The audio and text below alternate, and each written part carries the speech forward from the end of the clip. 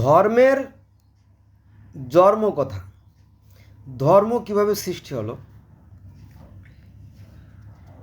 সৃষ্টির উষালগ্নে অর্থাৎ সৃষ্টির সূচনা থেকেই মানুষ চিন্তা করত, এই চারপাশের পরিবেশ মানুষকে ভাবিয়ে তুলতো যে আমি কে, আমি কি, আমি কোথা থেকে আসলাম, আমি কিভাবে আসলাম, আমি কেন আসলাম, আমাকে কে পাঠালো, আমাকে কেন পাঠালো, আমার উদ্দেশ্য কি, আমি আবার কোথায় চলে যাব, এরকম চিন্তার কোনো শেষ ছিল না। যাক, প্রাচীন সভ্যতার মানুষেরা পৃথিবীকে নিয়ে যা ভাবতো সবসময় চিন্তা করে আসছে যে কিভাবে কিভাবে কিভাবে আর কি। যাক, তো আফ্রিকার একটা বোচঙ্গ জাতি, বোচঙ্গ জাতির নাম বোচঙ্গ জাতি, তাদের ধারণা ছিল যে শুধুমাত্র ছিল অন্ধকার, সেই সাথে ছিল পানি আর ঈশ্বর। এই যে ধারণা দেখেন যে সেই প্রাচীন কালের সেই যে অন্ধকার, তারপরে কালো পানি, এই অন্ধকার আর কালো পানির কথা পৃথিবীর অসংখ্য শত শত ধর্মে আছে, কোরআনেও আছে, আবার বাইবেলেও আছে, আবার বেদেও আছে। ইন্টারেস্টিং ব্যাপার না। আবার এই আফ্রিকার যে বোচঙ্গ জাতির এখানেও আছে। এই বোচঙ্গ জাতিরা আবার সেই সৃষ্টিকর্তাকে বলে ঈশ্বর বোম্বা। কি বলে? ঈশ্বর বোম্বা, আল্লাহ। দেখেন যে ঈশ্বর বোম্বা একদিন বোম্বার ভীষণ পেট ব্যথা হলে বোম্বার পেট থেকে বের হয়ে করে দিল সূর্যকে, বের করে দিল চন্দ্রকে, গ্রহ নক্ষত্র সব কিছুকে। এরকম একটা বিশ্বাস।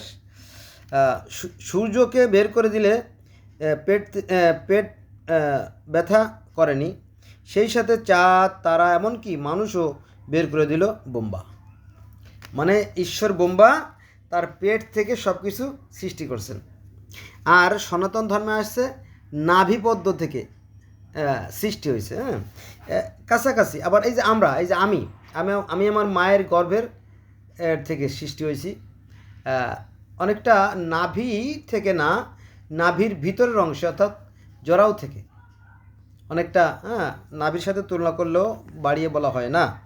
আচ্ছা, এটা হচ্ছে আপনার আফ্রিকার বোচঙ্গ জাতি। এবার আমরা যাব প্রাচীন মিশর।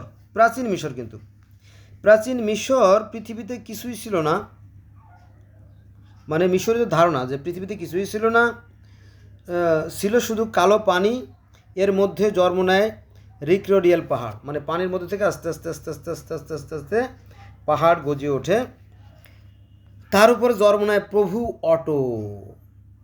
আগে কিন্তু বলছি আপনার ঈশ্বর বোম্বা, আর এটা হচ্ছে প্রভু অটো।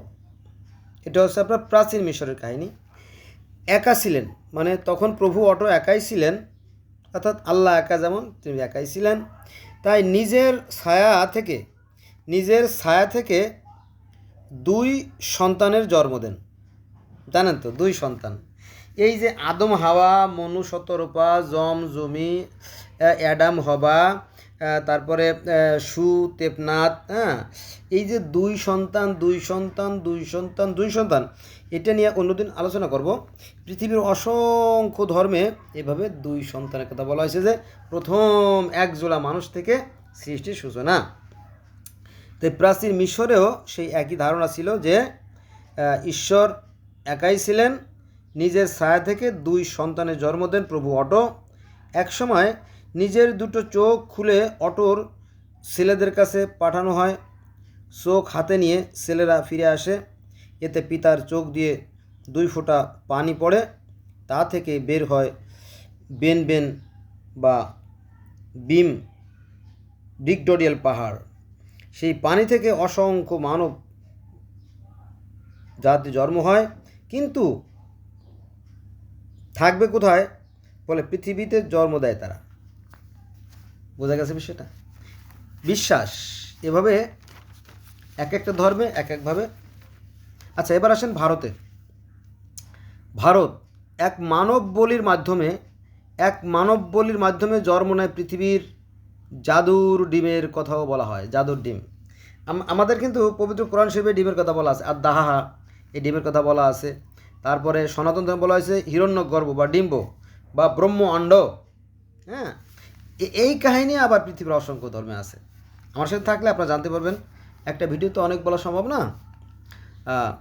তো জাদুর ডিম, এই জাদুর ডিমের কথাও বলা হয়, যে ডিম পরিচর্যা করত ব্রহ্মা, স্বয়ং ঈশ্বর আর কি, যাকে বলা হয় হিরণ্যগর্ভ। আমাদের ইসলাম ধর্মে বলা হয় আদাহা, মানে ডিম বা বয়জা বা আন্ডা। ঠিক এরকম সনাতন ধর্মে বলা হয় ব্রহ্মাণ্ড বা ডিম বা হিরণ্যগর্ভ, মানে যেখান থেকে সৃষ্টির সূচনা, যে ডিম থেকে, যদি আপনারা দেখতেন।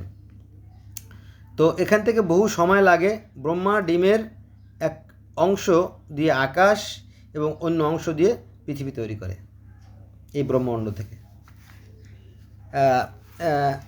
যারা আমাদের মারফতে লাইনের লোক, তাদেরকে কিন্তু আপনি বাদ দিতে পারেন না, কারণ নবী মুহাম্মদ সাল্লাল্লাহু আলাইহি সাল্লাম কিন্তু আল্লাহকে পেয়েছেন নামাজ পড়ে না, উনি হীরা গুহায় ধ্যান সাধনা করে, আরাধনা করে, তপস্যা করে। কিন্তু আবার এই বাংলাদেশে কিন্তু হুজুরা কিন্তু ইসলাম আনে নাই, আনছে এই অলি আউলিয়ারা। হ্যাঁ, এখন যখন মাইকিং করে লিফলেট, ফেস্টুন, ব্যানার, পোস্টার টাঙিয়ে ঝুলিয়ে ছড়িয়ে যখন এখন দল ভারী হয়ে গেছে, এখন এই ধর্মের নামে চলে রাজনীতি। এই বাংলাদেশে প্রায় 70টার বেশি ইসলামিক রাজনৈতিক দল আছে। এখন মারামারি, এই তো আজকে হলো কয় তারিখ, আজকে হলো আপনার 16 তারিখ, সম্ভবত 16 তারিখ, 16/11/2024। গতকালকেও মারামারি বায়তুল মোকাররমে হয়ে গেছে। প্রায় জুম্মার পরে নামাজ, ওদের মানে যখন ওরা সংঘবদ্ধ হয় তখন মাথা ঠিক থাকে না, বুঝছেন? যাও, আল্লাহ মাফ করুক।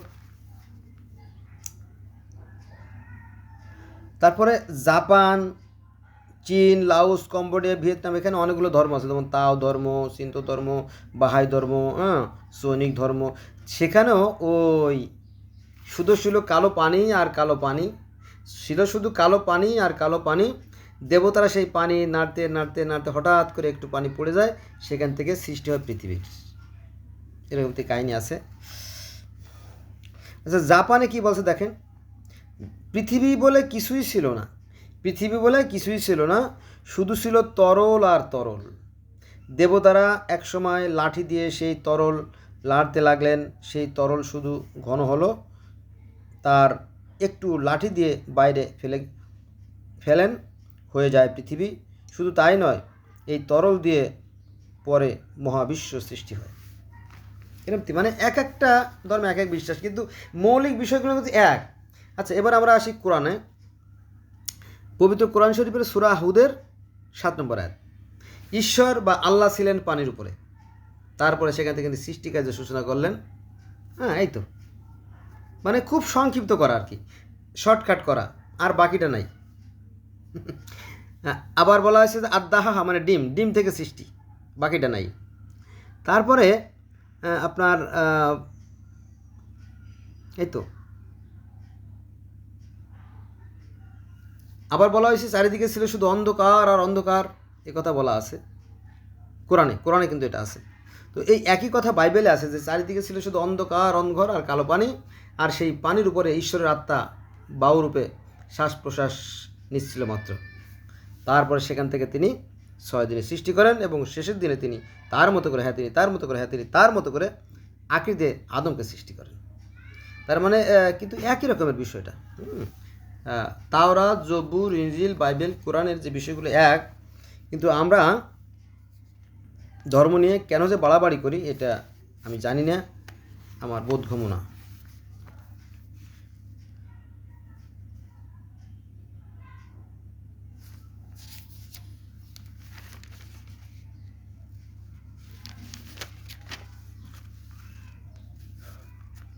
পৃথিবীর জন্ম,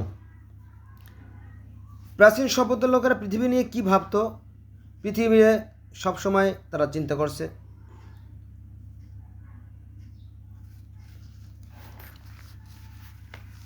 এই চিন্তা করতে করতে করতে করতে করতে করতে কি মানুষের মস্তিষ্কে যেমন উন্নয়ন ঘটছে, আর ধর্মেরও সেমন সৃষ্টি হয়েছে।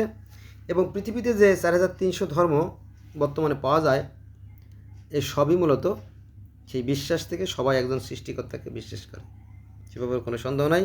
তাই আসুন আমরা ভালো কাজ করা শুরু করি। ভালো কাজ ভালো কাজই একমাত্র জান্নাতে যাওয়ার পথ, দ্বিতীয় কোনো বিকল্প নাই।